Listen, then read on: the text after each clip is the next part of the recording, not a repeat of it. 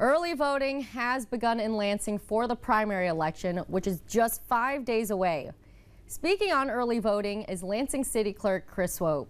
Chris, Lansing's ballot has a huge impact across our area this year. Why is that? Well, we're the core city of this region, so the leadership of this city not only sets the direction for the city, but changes the region and can have impacts across the whole mid-Michigan area.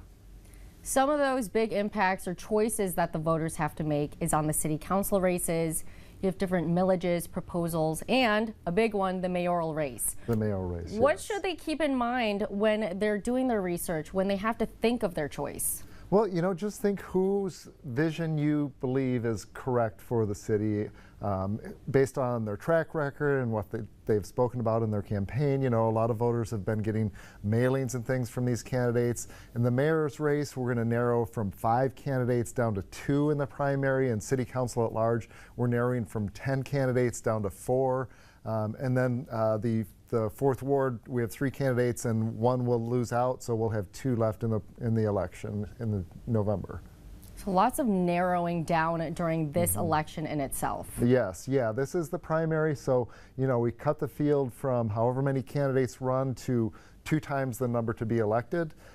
So that's why the 2nd ward isn't even on the ballot, because there were only 2 candidates. I'm up for re-election, but there's only 1 candidate, so I don't appear on the primary. We also have an important millage. The renewal of our parks millage for the city of Lansing is on this August ballot. So lots of things for voters to decide on. A quick reminder on the parks millage, Chris. We've seen a lot of parks popping up across the mid-Michigan area, especially in Lansing. What do voters need to know, or maybe some key elements in that park millage? Well, this millage, we have had this in the city for, I think, well over 20 years. The voters just keep renewing it. It's just a little set aside. We have a fabulous park system here in the city of Lansing, and this helps provide the capital money, the money to make sure that the infrastructure is well maintained, so that people can get out there and enjoy their neighborhood parks as well as some of our big parks. Think of Francis Park, all those great assets that we have here in the city of Lansing. So if you want to support that, vote yes on that millage. All right, thank you so much for providing more of an understanding for our viewers on that millage. Again, I know it's been around and it's such a crucial one to the area. Now, as a Lansing City Clerk, you've got some knowledge on these elections, right? We'd hope so. Yes. What do people need to know when it comes to resuming the early voting in Lansing, and maybe checking with other local government agencies if you don't live in this area?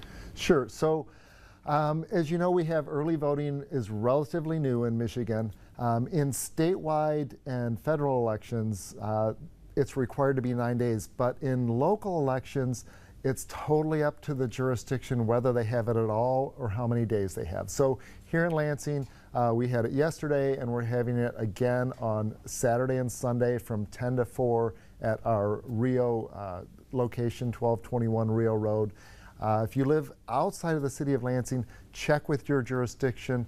You can also go to michigan.gov/vote and put in your information, and it'll give you your early voting information, because we do have to report that to the state so that it can be available statewide. But I know Meridian Township has an election, and I know they have early voting. I just don't know the details of when and where. So again, go and check it out, or contact your local clerk. Well, thank you so much for providing that, and I know you speak on Lansing, so yeah, it's a lot of knowledge to keep track of. Yeah. Go reach out to Meridian wherever you are in the area. Make sure you're checking with them for what you need for early voting and how to go about that. Chris, thank you so much for joining us on Mid-Michigan Matters. Thank you, Taylor.